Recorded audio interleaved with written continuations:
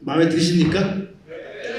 제가 이번 행사를 위해서 우리 직원들하고 몇 개월 동안 TFT 만들어가지고 준비를 했는데 도대체 뭔가 좀 해야 할 거 아닌가 이렇게 생각하다가 가까운 지인분들한테 좋은 추억을 선사하고 그다음에 이번 기회에 로고도 좀 한번 바꿔보자. 그리고 제가 지금까지 책을 출판한 적이 한 번도 없습니다. 도덕경도 빙의품으로 제가 뿌린 거고 앞에 놓여있는 책을 정말 열심히 썼어요. 정리를 해가지고 많은 분들이 도움 받아가지고 책을 한 권 남겼고 이렇게 됐는데요. 요 로고를 가지고 설왕설래 많이 하고 저걸 했는데 이 역사를 보시면 이게 우리 다산 로고의 역사입니다. 확실히 촌스럽죠? 그 정도로 보면 그죠? 근데 대략 한 10년씩 사용했더라고요. 한 10년 쓰면 좀 지겨워지는가 봐요. 그래서 지금 똥골배기에 뭐 투톤 컬러로 했다가 그때는 투톤 컬러 유행했습니다. 차도 투톤 컬러에. 그 다음에 이제 나이키 모양으로 했다가 그때 삼성 모양 비슷하게 했다가 이제 지금 이제 그 글자를 가지고 형상화한 이 네 번째 로고를 저희가 만들게 됐습니다. 근데 뭐 보니까 괜찮아 보여요. 그래도 좀 로고가 좋아졌다란 뭐 거꾸로 간다는 느낌 안 들죠? 위에서 아래로 읽어야 됩니다. 아래로도 이거 아니고 그래서 이 로고를 발표하게 됐고요. 이어서 그 로고만 바뀐 게 아니라 이 사업 내용이 어떻게 바뀌었는지 간단하게 브리핑을 해드리도록 하겠습니다. 크게 보니까 91년도부터 제가 사업을 시작했고 93년도에 법인 설립을 해서 사실은 법인 설립 30주년이고요. 사업은 이제 33년째가 되고 있는 겁니다. 이걸 좀 나눠보니까 대략 크게 세 토막이 되더라고요. 98년까지는 정말 살기 위해서 생존 경영을 했다 이런 생각이 들고 99년부터 인터넷 장비 개발해서 판매하면서 제품 경영을 내가 해온 것 같다. 그리고 2009년부터 지금까지는 글로벌 경영을 하면서 사업도 다각화하고 시장도 다변화하면서 나름대로 그 사전오기의 그 위기를 극복하면서 살아남은 게 아닌가. 이 하나로 이제 생존과 성장의 스토리라고 얘기를 할 수 있을 것 같습니다. 이 자리에는 제가 91년도에 그 대기업 6년, 중소기업 2년 하다가 정말 막막했을 때 창업을 할 수 있도록 도와주신 분이 와 계세요. 그때 당시에 그 서울 신탁은행 지점장 하시던 분인데 저한테 그러더라고요. 야, 월급쟁이 해서 지점장 해봐야 아무 소용없다. 무조건 창업해라. 이 얘기를 하시더라고요. 정말 그때 저는 창업은 꿈도 못 꿨어요. 돈도 없고 지금은 많이 상황이 다르거든요. 그때 좀 충격을 받아서 3천만 빌려준다는데 못할 게 뭐가 있냐 하고 저지른 겁니다. 그래서 저는 그때 참 사람 말의 중요성이 얼마나 큰 건지를 그때 깨달았어요. 말을 하려면 저렇게 확실하게 해야지 창업하면 좋을 것 같아 이렇게 해서는 이게 인생이 안 바뀌는구나. 그래서 그 이후로 저도 청년들한테 창업하라는 얘기를 창업하세요가 아니라 탁창이라고 하잖아요. 탁치고 창업. 인생이 불만스럽고 세상이 마음에 안 들면 탁치고 창업해라. 좀 말을 세게 합니다. 그러다 보니까 저를 싫어하는 분들도 많고 호불호가 갈리는 것도 알고 있는데 제가 그렇게 말을 좀 세게 하는 거는 그게 의미가 있구나. 한 번쯤은 충격파를 던져줘야 이 사람이 고민을 하지. 특히 좋은 말만 해가지고는 인생의 전기점이 안 생기는구나. 사실 그때 제가 뼈저리게 깨달았습니다. 우리 지점장님 정말 와주셔서 감사드리고요. 그리고 그 창업했을 때 4명의 직원이 시작했는데 그때 직원이 여기도 와 있어요. 어디 계시죠? 그때 4명이 일할 때 그 여직원분 지금도 와 계십니다. 어떻게 수습이 돼가지고 제가 초대를 하게 됐어요. 네, 그런 추억을 뒤로 하고 오늘날 뭐 몇천억에 매출하는 중견기업으로 온 거 그 사이에 망하지 않았다는 거, 그러니까 생존했다는 것이 저한테는 가장 소중한 것 같습니다. 그러니까 성장의 스토리도 중요하지만 일단 생존에 성공했기 때문에 이런 자리가 의미가 있는 게 아닐까라는 생각을 했고요. 생존과 성장의 얘기를 잠깐 풀어가도록 하겠습니다. 저는 91년도에 코리아 레드 시스템이라고 회의 소프트웨어를 국내에 파는 이런 일부터 시작을 했어요. 그때 당시에 정말 모자란 일이었고 그랬지만 누가 알았겠습니까? 인터넷 장비까지 개발하게 되고 여기까지 오게 된 것을. 근데 저는 운이 좋게 바로 사업이 잘 돼가지고 그 해 말에 그 3천만 원을 갚았어요. 이걸 갚아야 내가 밤에 잠을 잘 수가 있겠다라는 생각이 들었고 그때부터 잠을 자기 시작했습니다. 그리고 이제 야심차게 법인을 설립했는데 그게 바로 오늘 30주년을 맞는 다산기현이라는 법인입니다. 93년도에 저희가 설립을 했습니다. 그래서 이제 자동화 장비 개발을 했는데 요거는 지금까지 살아남지 못했고 그 다음 인터넷 장비로 저희가 성공을 하게 됐죠. 그래서 2000년에 코스닥 상장하면서 여기 계신 많은 벤처 기업 인맥들, 여기 장우수 회장 와 계시지만 2000년 상장하고 벤처도 들어와라. 그래서 이제 그 인연으로 여기 많은 테이블에 우리 벤처 기업 인맥들이 앉아 계십니다. 97년 IMF 외환위기 이건 뭐 설명 안 해도 잘 아시는 거고 다만 저한테 이게 전기가 됐던 거는 그때 미국에 망해서 1년 동안 가 있었어요. 실리콘밸리 가 있는데 정말 인터넷 시대가 오는 것 같더라고요. 다시 돌아와서 이제 세상이 바뀐다. 인터넷 장비를 하자 해서 시작을 했고 인터넷 서비스도 시작을 했어요. 그때 야후가 그때 아니에요. 그래서 사실은 옥션 이금영 회장이 계신데 거기가 선두주자였고 저 돌아와서 6개월 뒤에 그 옥션 회사 저도 만들었어요. 근데 망했죠. 그리고 장우수 회장님도 그 사업에 많이 관련이 있는데 그건 접었고 그 장비는 살아남아가지고 다산 네트워크스로 발전을 하게 된 겁니다. 그리고 2001년도 뭐 여러분들 뭐 많은 추억과 경험이 있죠. 거기서 이제 잘 살아남고 2004년에 정말 침몰한 배 선장 같은 기분. 그때 구세주가 바로 지멘스였습니다. 지멘스가 1억 불을 투자해줘가지고 우리가 살아남을 수 있었고 그때 지멘스에서 파견 나와가지고 저하고 같이 일했던 CFO인 오이겐 로스트가 지금 여기 와 계십니다. 미네에서 오늘 축하해 주려고 직접 날라오신 분들이 계십니다. 그때 저는 이제 4년 끝나고 은퇴하고 이제 끝맺음 해야겠다. 우리 벤처를 이런 얘기 있잖아요. 벤처를 시작하면 벤츠를 타든가 벤처 신세가 된다. 이런 우리 벤처업계 전설이 있지 않습니까? 내가 벤츠 신세가 안 되니까 얼마나 다행이냐. 벤츠까지 몰라도 내가 엑시트하고 이제 좀 편하게 살자. 그리고 저는 정말로 2004년에 시작해서 2007년에 그만두고 은퇴하고 그때 한 100억 정도 제가 손에 떨어지더라고요. 그거 들고 이 지긋지긋한 대한민국을 떠나서 미국으로 가려고 그랬어요. 근데 그게 운명이 내가 그렇게 살고 싶다고 되는 게 아니더라고요. 근데 그때 지멘스가 노키아로 넘어가면서 지금은 이제 저분도 노키아에 계시고 노키아가 알카텔을 쓴 다 합병해서 통신장비 회사가 에릭슨, 노키아, 화웨이 이렇게 3대 회사가 됐죠. 그 노키아로 넘어가면서 노키아 쪽에서 저한테 잠깐 한 번만 더 해달라. 왜냐면 그때 바뀌었으니까. 그래서 난 오래 못하고 2년만 해주겠다 하고 연장 계약을 했는데 그때 전문 CEO였죠. 물론 이제 주식을 좀 갖고 있긴 했지만 그렇게 됐는데 노키아가 1년 딱 지나고 나서 그 얘기를 하더라고요. 확실히 노키아가 빠릿빠릿하더라고요. 이 회사는 노키아 회사가 아니다. 이건 남민호 회사다. 이건 네가 다시 가져가라. 이렇게 제안을 하더라고요.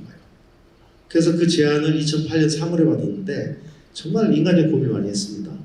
왜냐하면 이거를 그때 480억에 인수하라고 했는데 굉장히 좋은 회사였습니다. 현금도 500억 이상 있고 그러니까 저한테 투자할 때는 주당 9,000원에 투자했는데 주당 6,000원에 줄 테니까 가져가라. 근데 그게 480억이었어요. 내가 가진 돈 120억 가지고 인수해봐야 360억 빚을 또 지는 거잖아요. 그 모험을 4번 죽다 살았는데 이게 또 이걸 내가 받아야 되나 정말 고민 많이 했습니다 그때. 그러다가 2008년 8월에 한 4개월 고민하다가 빚내가지고 그때 이제 진대제 펀드도 한 60억 도와주고 막 그랬어요. 그래서 여러분들이 이제 도와주셔가지고 480억 인수를 했는데 그게 2008년 8월이었어요. 한 달 뒤에 리먼 사태가 터졌잖아요. 저는 진짜 죽는 줄 알았어요. 정말 죽는 줄 알았어요. 야, 지금까지 운이 좋았는데 원숭이가 나무에서 떨어지는 게 이런 얘기구나. 제가 그 충격이 너무 커가지고 여기 사업질 때 입구에 보시면 원숭이 한 마리 이렇게 나무에 매달려 있잖아요. 그거 보셨죠? 그게 예술적으로 어떤 의미냐고 물어보니까 원숭이가 나무에서 떨어진다는 얘기 하잖아요. 그 원숭이가 나무에서 떨어질 확률이 얼마나 되어 있지 아세요? 우리가 자동차 타고 가다가 교통사고 나 죽을 확률이 비슷한데요. 그러니까 원숭이가 나무까지 타고 뛰어다니다가 이제 건방 떨다 떨어져 죽는 거죠. 야, 그 확률이 비슷하다는 얘기를 듣고 그럼 저게 무슨 의미입니까? 그랬더니 초심을 잃지 마라. 처음에 우리가 자동차 운전 배울 때의 그 마음 자세, 처음에 내가 나뭇가지를 타고 다닐 때 원숭이들이 배우는 그 마음 자세, 이걸로 계속 산다면 교통사고 날 일도 없고 나무에 떨어질 일이 없다. 그런 의미라는 거더라고요. 그래서 제가 사업을 칠 때 앞에다가 원숭이가 해놨어요. 그랬더니 예산이 좀 남는다고 또 뭘 어떻게 해주겠다고 해서 그럼 우리 그 고양이하고 강아지도 넣어달라 해서 그 위에 보면은 예산이 좀 남아가지고 고양이하고 강아지가 거기 있는 거고 원래는 그 원숭이 인간이 그 주제였습니다. 그러니까 2008년에 그걸 다시 인수하고 잘 기억이 나실 거예요. 얼마나 세상이 힘들었는지. 죽는 줄 알았어요.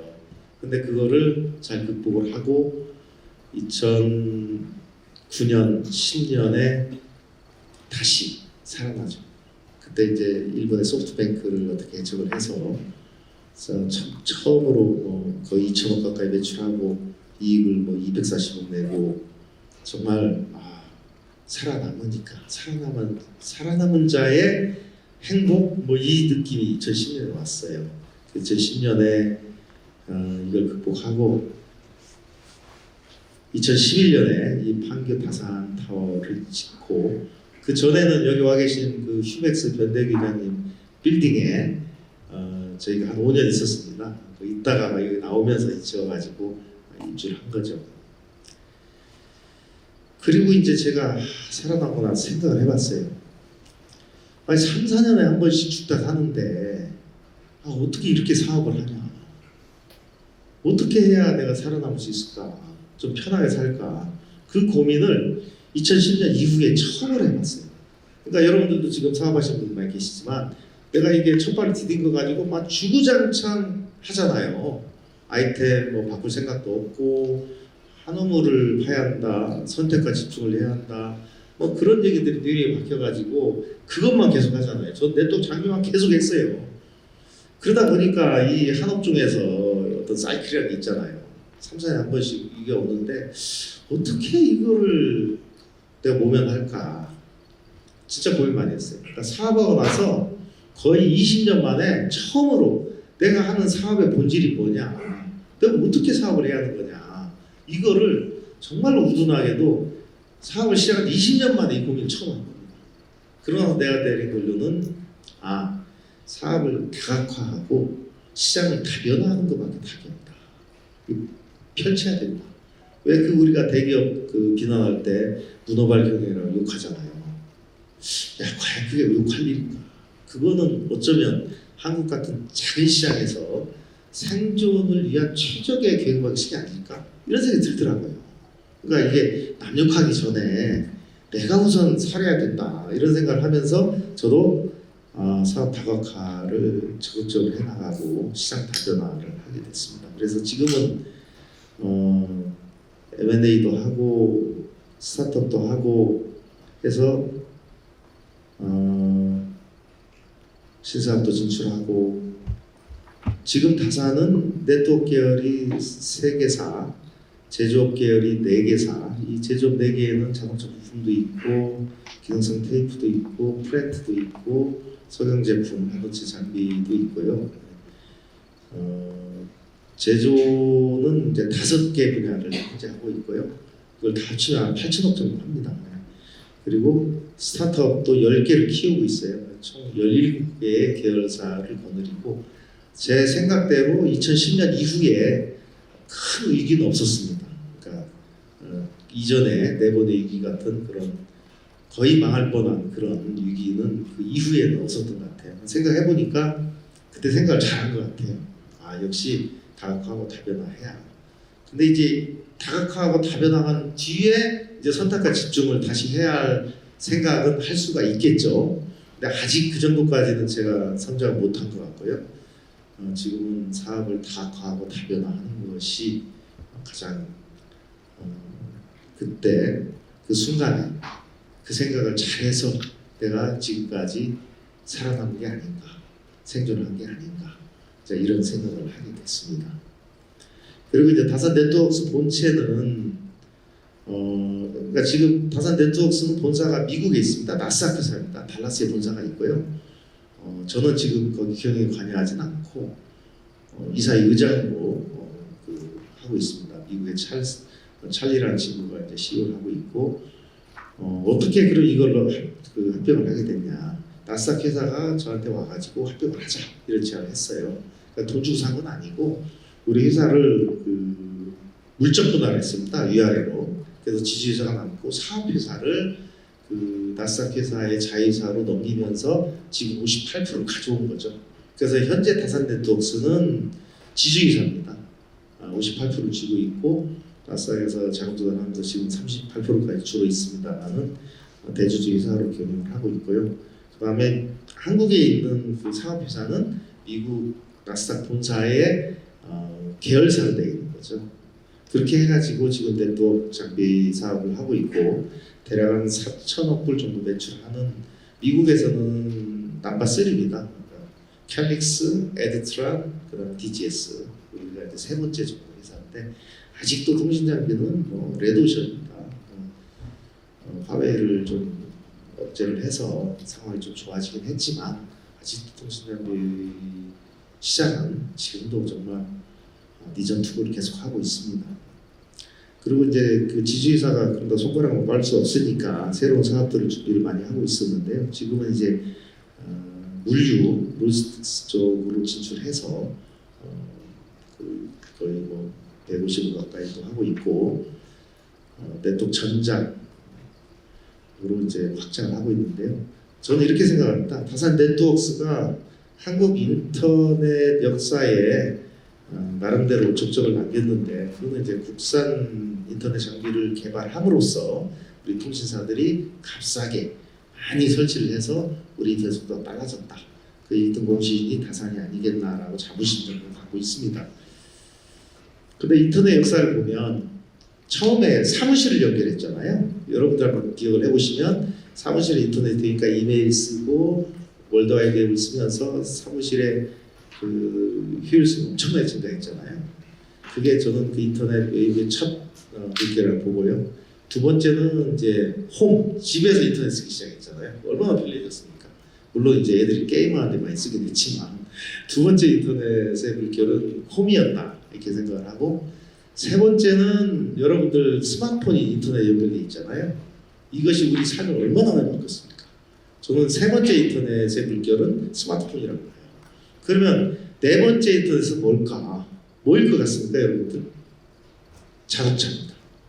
이제 움직이는 자동차가 인터넷 다 연결됩니다.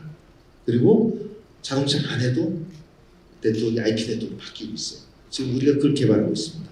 현대차하고 모비스 같이 CCU라고 해서 자동차 안에 네트워크를 제어하고 외부를 연결하는 그런 이제 네 번째 인터넷을 이제 다산 네트워크에서 다시 시작을 하고 있고요. 또 새로운 이런 모빌리티에서 물류의 중요성을 알기 때문에 온라인의 사업이 늘어나면서 요즘 창업이 굉장히 성향이 또 좋더라고요. 이런 식으로 끊임없이 이 지주회사에 머무르지 않고 나름대로 새로운 사업들을 창출하고 있습니다. 그럼 앞으로 30년 뒤에 뭘 어떻게 할 거냐? 아까 이근희 회장님 제가 60주년에 꼭 초대하겠습니다. 그때까지 건강히 잘 계시기 바라고요. 앞으로 30년도 저는 영원한 벤처로 지속적인 도전과 혁신을 하겠다. 그러니까 중소기업이 중소기업이 됐고 대기업이 되는 게 아니라 그냥 중소중견기업으로 주구장창 전 대기업으로 갈 자신이 없어요. 영원한 벤처로 앞으로 30년도 도전과 혁신을 지속하면서 살겠다라는 말씀을 드리고 싶고요. 마지막으로 당신은 나는 왜 사업을 하는가? 이 질문에 대한 답을 여러분들 앞에서 나누고 싶고요. 그 책의 서문에 제가 직접 여기에 대한 답을 썼습니다. 그러니까 제가 창업을 한 것은 인생에 대한 불만과 세상에 대한 불만과 나도 좀 더 나은 삶을 살고 싶다는 개인적인 욕심에서 시작한 일이고 성공을 했지만 그걸 이루고 나니까 그게 전부가 아니더라는 거죠. 왜냐하면은 우리 임직원이 2,000명이나 되고 그 사람들의 삶이 내 사업에 직접적으로 연결돼 있고 내가 뭘 어떻게 해야 되는가에 대해 고민을 많이 했습니다. 그러면서 뭐 주주자본주의도 아니고 이해관계자들 자본주의도 아니고 어쨌든 내 사업에 관련된 주주, 임직원, 고객 이 3자 이해관계자들이 행복해야 된다라는 생각을 했었고요. 거기에 그치지 않고 우리가 어떤 사업을 하느냐, 돈을 벌기 위해서 사업을 하는가. 저는 돈을 벌기 위해서 이게 돈이 될 것 같으니까 사업을 뛰어든 적이 한 번도 없습니다. 아마도 코인 사업에 관심 가질 수도 있고 다른 제가 잘 모르는 서비스에 뛰어들 수 있었겠지만 저는 주구장창 제조업에 매달려서 살아왔고 필요하다고 생각하는 일을 이제 M&A도 하고 새롭게 벌렸지. 물론 지금 새로 시작한 거는 제조업만 하는 건 아니고요. B2C 쪽도 많이 합니다. 여러 가지 다양한 사업을 하는데 그 사업을 하게 된 동기는 돈을 벌기 위해서가 아니라 또 경영을 하는 이유는 이익을 극대화하기 위해서가 아니라 필요한 일을 내가 하고 싶은 일을 하는 게 저는 사업이다 이렇게 생각했습니다. 그래서 청년들한테는 닥치안을 주장하면서 그럼 당신은 뭐냐? 그렇게 얘기를 하면 저는 나는 재미로 사업을 한다. 취미로 창업을 한다. 뭐 이렇게 가볍게 하면서 했습니다. 그러다 보니까 이제 도덕경 같은 말씀이 귀에 들어오고 내려놔라. 내비두는 것이 더 좋은 방법이다. 그런 무의자연의 길도 기업 경영에 충분히 의미가 있다라는 생각을 하게 됐습니다. 그래서 당신은 나는 왜 사업을 하는가? 그런 얘기가 있지 않습니까? 능력 있는 자를 열심히 한 자가 이기고 열심히 한 자가 즐기는 자를 이길 수가 없다. 이제 사업을 즐기면서 해보자. 남은 30년 동안은 그렇게 살아가 보자라고 생각을 했습니다. 그래서 이런 경험들을 책으로 남기고 후배들한테 메시지를 남기면서 이런 방법도 있다. 사업가로서 살아가는 방법이 이런 방법도 있다라는 것을 저는 30주년에서 말씀을 드리고 싶었습니다. 마지막으로 제가 좋아하는 영어시 에머슨의 영어시를 제가 직접 번역한 걸 읽으면서 끝내도록 하겠습니다. 이 시는 굉장히 유명하더라고요. 그래서 그 아마존의 베조스도 그렇고 가까이 있는 카카오의 김범수도 이거 언급한 적이 있고 이 사고하면서 성공이란 게 뭐냐 여기에 대해서 참 고민이 많은데 저도 이 시가 너무나 마음에 들어가지고 제 마지막 그 말로 이 시를 읽는 걸로 대신하도록 하겠습니다. Success, 성공이란 자주 그리고 많이 웃는 것, 현명한 자들의 존경과 아이들의 애정을 얻는 것, 정직한 비판을 고마워할 줄 알고 잘못된 친구들의 배신을 견뎌내는 것, 아름다움을 알아보고 타인의 장점을 찾아내는 것, 건강한 아이를 키우든 정원을 가꾸든 사회에 기여하든 조금이라도 더 나은 세상을 남기는 것, 당신의 인생 덕분으로 편하게 숨쉬며 산 사람이 단 한 명이라도 있음을 안다는 것, 그게 바로 성공이다. 경청해 주셔서 감사합니다.